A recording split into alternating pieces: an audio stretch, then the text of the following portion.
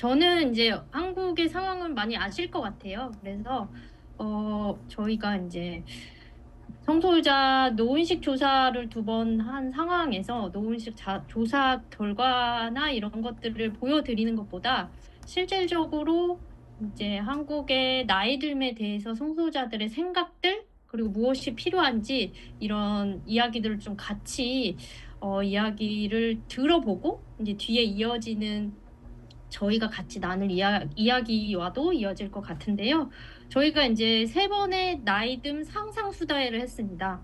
상상이 붙은 이유는 사실 저희가 나이 드신 분들, 그러니까 50대, 60대, 70대 분들을 만날 수 없었기 때문에 저희가 나이듦에 관련한 성소유자 크라이프를 준비하면서 나이 들어가는 사람들의 이야기를 좀 들어보자라고 방향을 잡아서 저는 수다회의 발표를 중심으로 제가 이야기를 하도록 하겠습니다. PPT가 왜 네.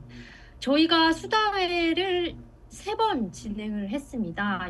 9월 30일, 10월 26일, 그리고 11월 5일.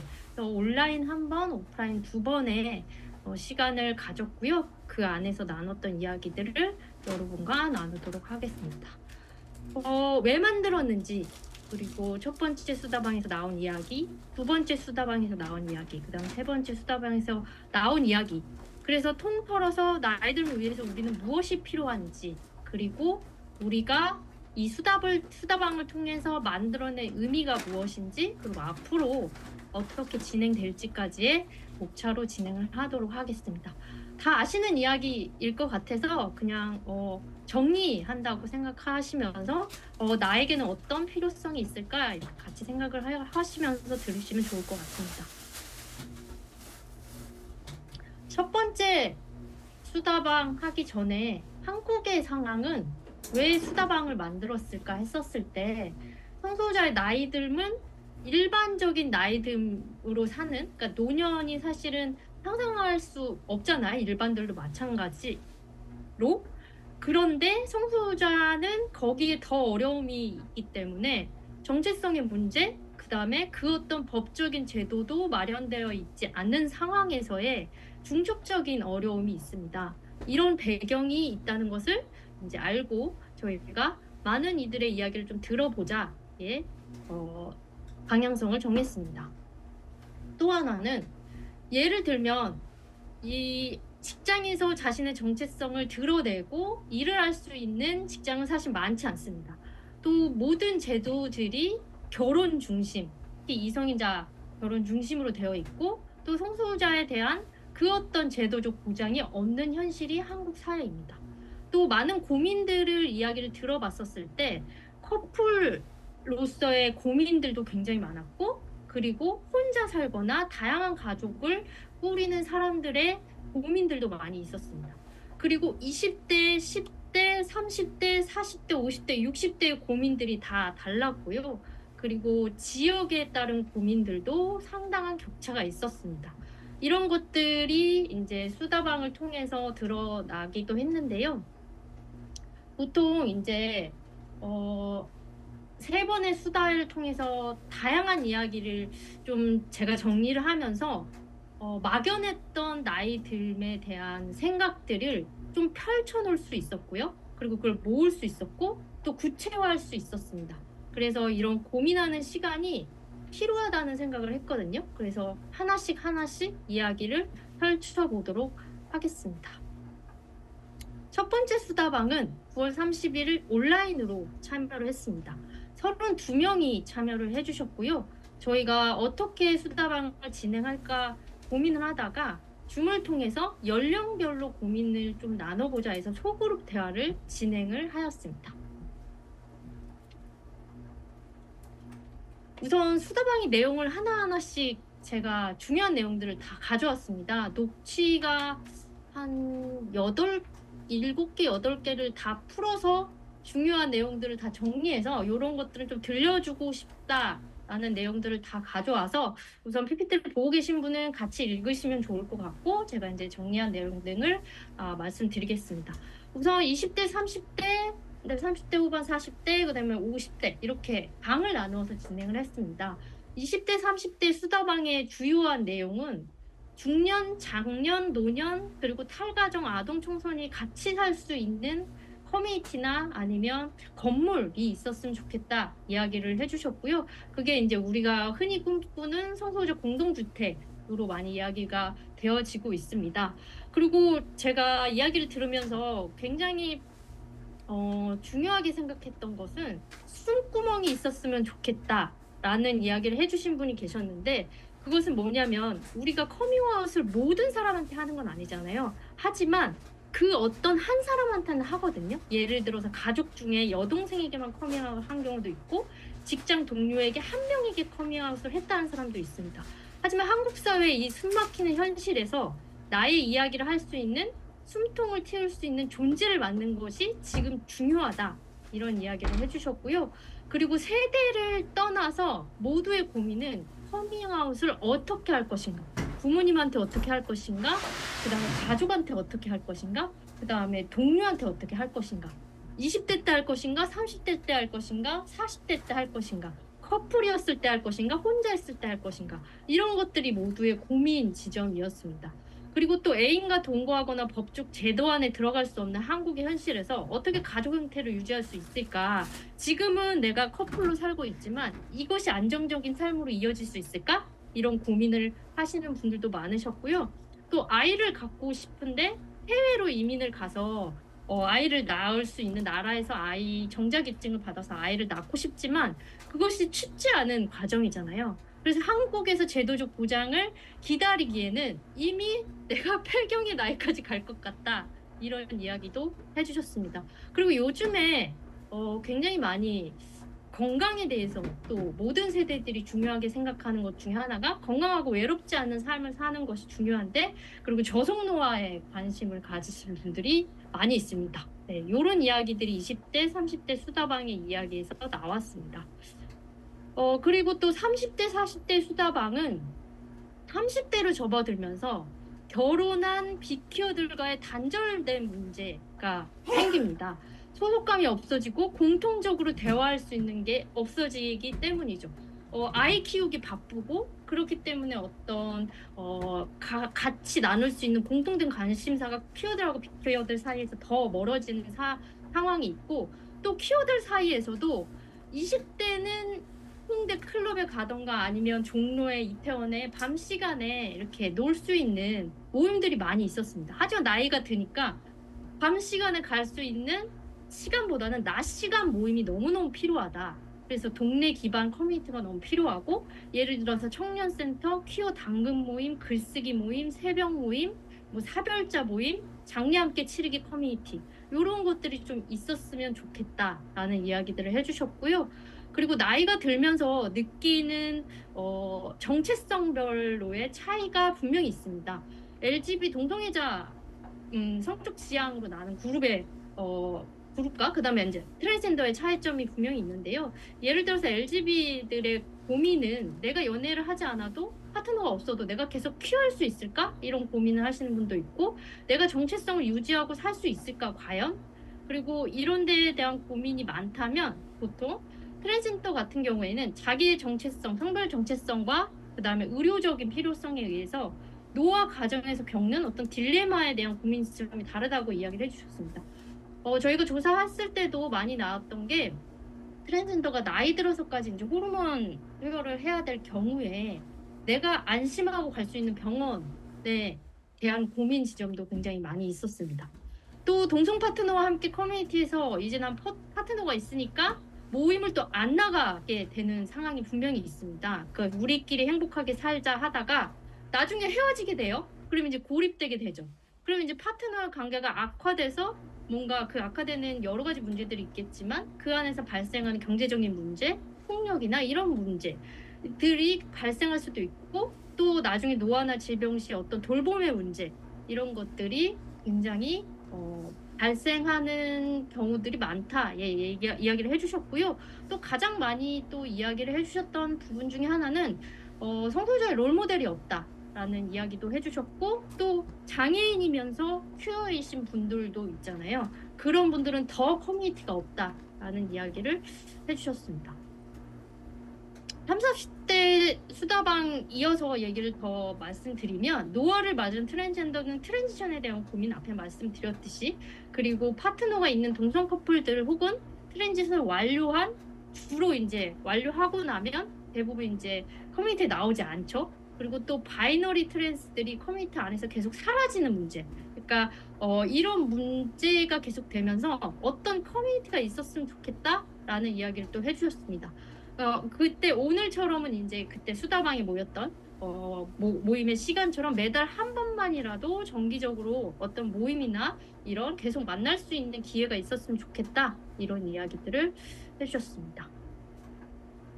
그리고 40대 후반에서 50대 수다방은 이제 똑같이 공동체 부재라는 이야기를 많이 해주셨는데요. 40, 50대는 더 고립감을 느낀다고 말씀 많이 해주셨습니다. 보통 20대 정도나 30대만 되더라도 클럽이나 바나 이런 곳에 갈 수 있는 어떤 그 커뮤니티가 있습니다. 근데 뭐 단톡방이나 이런 방들도 40대, 50대 방이 있지만, 사실은 거기에서 더 고립감을 느끼거나 외로움을 느끼는 퀴어들이 많이 있는 것 같고요.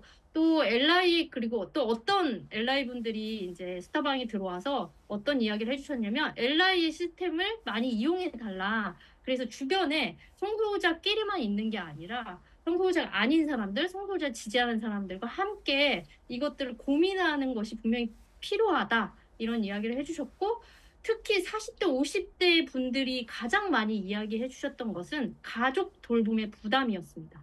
이것을 이제 다른 분들은 이제 다 결혼을 하고 아이들을 키우고 있기 때문에 부모 돌봄의 이 돌봄 노동이 퀴어들의 독박 돌봄으로 오는 형태가 너무 많다는 거예요. 그래서 저도 그렇고, 그리고 주변의 친구들도 40대, 50대 되신 분들도 부모님을 모시고 사시는 분들, 그리고 어떤 분들은 커플인데 양쪽이 부모님을 모시고 사시는 분들에 대한 이야기도 하셨거든요. 그래서 이 부분들이 조금 40대, 50대 수다방에서 주요한 고민 지점으로 나왔습니다.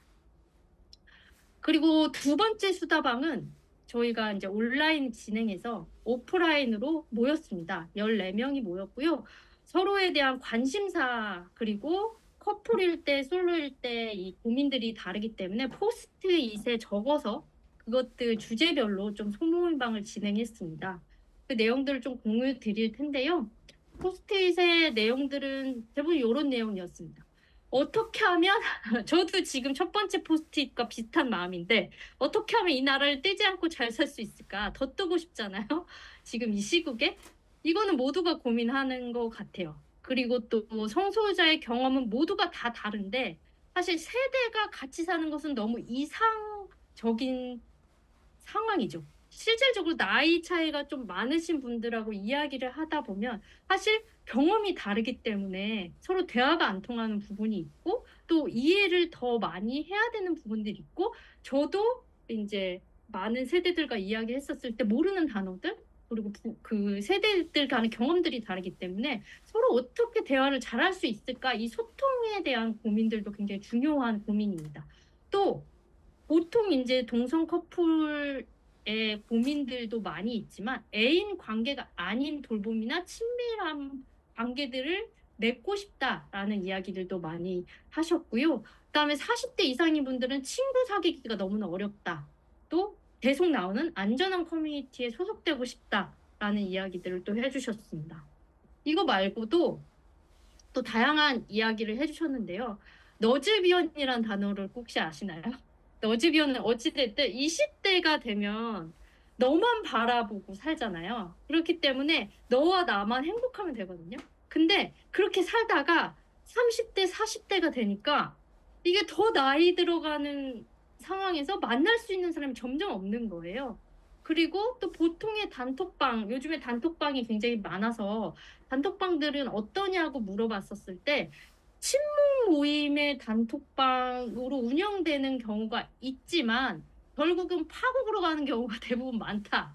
그리고 요즘에는 이제 뭐 취미, 그다음에 어떤 자신이 이제 잘 하고자 하는 뭐 러닝 모임이라든가 공부 모임이라든가 이렇게 취미방으로 만들어져 있지만, 나의 깊숙한 속 얘기를 할 수 있는 커뮤니티는 아니라고 하더라고요. 그래서 취미 모임 많이 있지만 사실 이런 유언장이나 사망이나 장례 이런 얘기를 할 수 있는 커뮤니티가 없다는 거죠.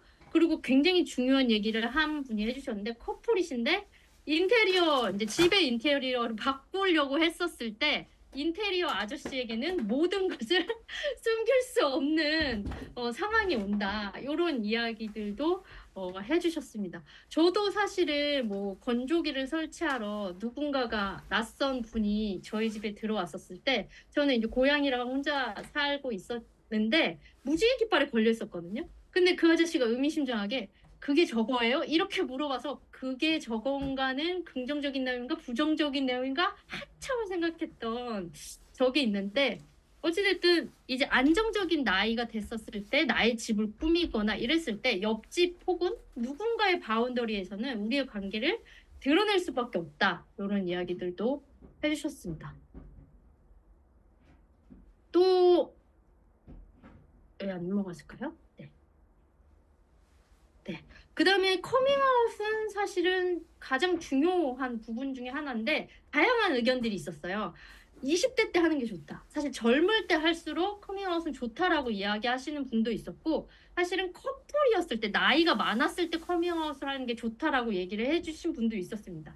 그 두 분의 주장은 팽팽했는데 또 두 분 다 일리가 있었던 것 같아요. 우선 나이가 많아서 커밍아웃을 하면 어제 40대에도 혼자 사는 거잖아요. 혼자 살고 부모님이 보시기에. 그러니까 누구라도 만나라. 이렇게 이제 부모님의 마음이 그렇게 되거든요. 그러면 어쨌든 계속 옆에서 오랫동안 있는 그 파트너를 걔가 떠나면 어떡하니? 걔도 결혼하면 어떡하니? 이렇게 부모님의 마음이 조금씩 바뀌는 상황에서 그렇게 누군가와 함께 있었을 때 커밍아웃이 어렵지 않다라는 이야기를 또 40대 커밍아웃을 하신 분이 이야기를 해주셨고요. 그게 이제 40대 커플의 커밍아웃은 좀 다른 점이고 또 연세가 있으신 부모님에게 커밍아웃은 또 다른 양상이 있다라는 이야기는 뭐냐면 보통 나이가 많으시기 때문에 레즈비언이라던가 트랜스젠더라던가 이런 단어들 자체를 모르기 때문에 사실은 오히려 더 편하다라고 얘기해 주신 분도 있었습니다. 그리고 요즘에 굉장히 많이 이야기를 해주셨던 부분이 요즘에 이제 커뮤니티에서 동성 결혼을 많이 하시잖아요. 그런 결혼을 하는 고민에 플러스 아이를 낳는 것에 대한 고민 그리고 입양까지 고민을 하시는 분들이 굉장히 많고 또 김규진 씨의 삶을 보면서 내가 아이를 낳아서 키울 수 있는 삶을 상상하기도 하고 이것을 어떻게 현실화할 수 있을까에 고민을 하시는 분들도 굉장히 많았습니다. 그리고 중요한 키워드 중에 하나가 소속감이 있었으면 좋겠다라는 이야기들을 많이 해주셨습니다. 세 번째 수다방은 좀 작게 모이긴 했는데 평일이었습니다. 9명이 이제 소규모의 서로의 삶에 대한 이야기를 좀 했었는데요. 이 작은 규모로 모였지만 굉장히 많은 이야기들을 해주셨습니다. 특히 돌봄의 문제에 대한 이야기를 많이 해주셨는데요. 기존 돌봄 체계에서의 퀴어들은 소외될 수밖에 없습니다. 그리고 대한가족이나 공동체가 부재하기 때문에 굉장히 어려웠는데 제가 그날 오신 분들 중에 가장 놀랐던 것은 40년 동안 공성 파트너와 함께 살았어요. 그리고 서로의 집안의 왕래까지 했는데 막상 한쪽의 파트너가 돌아가신 후에 가족들이 재산을 다 가져갔다고 합니다. 그러니까 서로의 집안까지 왕래도 하고 밥도 먹고 그리고 둘이 40년 동안 사는 걸 봤음에도 불구하고 막상 그 어떤 보장이 되지 않았을 때는 아무런 가져갈 권리가 자신에게 없었다라고 하면서 지금의 이제 60대 이상이신 분의 이야기를 들었을 때 굉장히 가슴이 아팠거든요. 그래서 이런 이야기들을 또 해주셨고요. 그다음에 두 번째 또 이야기 해주신 내용은 우선은 경제적인 불안이 나이 들었을 때 가장 힘들다. 어쨌든 직업이 모두의 직업이 안정적인 직업이 가지고 계신 분이 아니잖아요. 그래서 불안정한 직업과 소득으로 인해서 노후 대비가 부족한 분들도 계신데 특히 퀴어들도 결혼 제도 안에 들어가지 않았을 때 더 그렇겠죠. 그래서 임대주택에 당첨되었을 때 고양이를 붙들고 울었던 기억이 생생하다. 이거 저의 얘기입니다. 네. 어찌됐든 저는 활동가로 살고 있기도 하지만 이제는 어떤 나이 들었을 때 내가 어떻게 삶을 상상해서 할 수 있을까 했었을 때 가장 중요한 건 경제적인 상황인 것 같습니다. 그래서 이런 부분에 있어서 저희가 노인식 조사에 있어서도 가장 높게 차지한 부분이 주거가 나왔던 이유도 이 주택이나 주거의 문제가 안정되지 않으면 나이 들었을 때 불안함을 느끼는 것은 성소자도 그다음에 일반 나이 드신 분도 똑같다라는 이야기를 좀 드리고 싶었고요. 그 다음에 사회적 고립입니다. 보통 이제 기존의 커뮤니티 내에서는 나이듦에 대한 논의가 사실은 부족합니다. 지금 이제 저희가 나이듦 관련한 큐라이프 관련한 이야기들을 지금 계속 하고 있지만 3년 넘게 하고 있어도 어떤 실마리나 이런 것들을 사실 잘 잡지 못하고 있거든요. 그 이유는 이런 이야기들이 많이 되고 있지 않기 때문이기도 합니다. 그리고 또 성소수자와 비성소수자 간의 이 관계에서 어려움도 분명히 있고요. 그 다음에 또 어떤 분 같은 경우에는 장애인이면서 성소수자 정체성을 동시에 가진 분은 그 어디에도 쉽게 받아들여지지 않는다는 이야기를 또 해주셨습니다. 그래서 이런 부분에서도 되게 중요한 이야기를 해주셨고요. 또 법적 보호에 부족한 것이 한국 사회입니다. 뭐 동반자법 부제도 마찬가지이지만 사실 뭐 그 어떤 제도적 보장, 트랜스젠더 분들 같은 경우에는 성별 정정 법도 사실 없거든요. 네. 그런 상황에서 이제 법적 권리만 있었다면 파트너의 재산 분쟁을 막을 수 있었을 거예요. 이런 이야기들을 해주신 분들도 있었고, 또 이제 파트너의 돌봄을 이제 하게 됐을 때, 상대가 아프다고 했었을 때, 이제 내가 법적으로 가족이 아니기 때문에 면회를 할 수 있거나 아니면 어떤 보호자로서의 권리가 없는 부분, 이런 부분들도 부재하는 것도 굉장히 중요한 문제이기도 합니다. 앞에서 계속 나왔지만 정체성 고민과 커밍아웃의 어려움은 한국 사회에서 2024년에도 똑같이 부모님한테 커밍아웃 하는 것이 어렵다는 이야기들이 굉장히 많이 있거든요. 그래서 한국 사회가 좀 보수화되는 부분도 있지만 아직까지 나를 드러낼 수 있는 곳이 많이 없다라는 것도 이야기를 해주셨습니다. 그래서 중요한 것은 그러면 가장 많이 나온 단어가 무엇인가 했었을 때 커뮤니티가 필요하다는 이야기들은 전 세대가 다 나왔습니다. 그럼 어떤 커뮤니티냐 이렇게 물어봤었을 때 피어의 나이듦에 대해서 이야기 나눌 수 있는 커뮤니티가 필요하다. 그리고 그것이 너무 타이트한 또 커뮤니티는 원하지 않는 것 같았어요. 좀 느슨하고 가볍지만 안전한 커뮤니티를 원한다라는 이야기를 해주셨고요. 또 정보가 너무 없다. 건강하게 사는 법, 또 보험. 내가 성소자인데 어떤 보험에 가입했었을 때 안전하게 나의 정체성을 드러내고 가입할 수 있는 보험이 뭐가 있지? 그리고 내 주변에 누군가가 돌아가셨을 때, 장례식을 치러야 했었을 때 이런 정보를 공유할 수 있는 모임 자체가 없다라고 해주셨고요. 그래서 커뮤니티의 필요성이 가장 많이 이야기가 나왔습니다. 그리고 또 하나는 소속감이 필요하다. 커뮤니티와 비슷하지만 소속감은 또 다릅니다. 우리는 사실은 굉장히 많은 단톡방을 갖고 있잖아요. 굉장히 많은 텔레그램, 굉장히 많은 단톡방, 굉장히 많은 이런 방들이 있지만 거기에 소속감이 있는 방은 별로 없거든요. 그래서 커플끼리 같이 나가도 안심되는 모임이 필요하다. 그래서 여러 가지 이야기를 하고 생활 정보도 나누고 안전한 모임이 있었으면 좋겠다. 그리고 이런 수다방, 이런 이야기를 나눌 수 있는 모임이 자주 열렸으면 좋겠다. 이런 이야기를 또 해주셨고요. 그리고 앞에도 계속 말씀을 해드렸지만 이야기 나눌 수 있는 공간이 필요하다고 얘기를 해주신 분이 굉장히 많습니다. 그리고 수다방을 다 참여하시고 나서 많이 이야기해 주시는 것 중에 하나가 나만 외로운 게 아니구나. 40대도 외롭고 20대도 외롭고 10대도 외롭고 50대도 외롭구나. 나만 이런 고민을 갖고 있는 게 아니구나. 이런 이야기를 해주셔서 굉장히 좋았습니다. 그래서 여러분들도 혹시 이런 많은 이야기들을 듣고 이런 공감되는 부분이 있으시다면 여러분의 이야기를 많이 펼쳐 주셨으면 좋겠습니다. 세 번의 수다방을 통해서 약 55명의 다양한 사람들을 만났습니다. 근데 성소수자의 나이듦을 이야기하는 자리에서 그 어떤 이도 같은 삶을 사는 사람은 없었습니다. 성소수자로 묶여 있지만 우리는 다 다양한 삶을 살고 있고요. 55명에게는 다 다양한 어떤 가로의 필요성이 있습니다. 여러분이 이 가로를 계속 채워주셨으면 좋겠고요. 저희는 이제 큐라이프라는 이름으로 계속 더 다양한 사람들의 이야기를 모으고 큐의 나이듦을 이야기할 수 있는 안전한 공간을 만드는 일을 계속 해나가도록 하겠습니다. 저의 발표는 여기서 마치도록 하겠습니다. 감사합니다.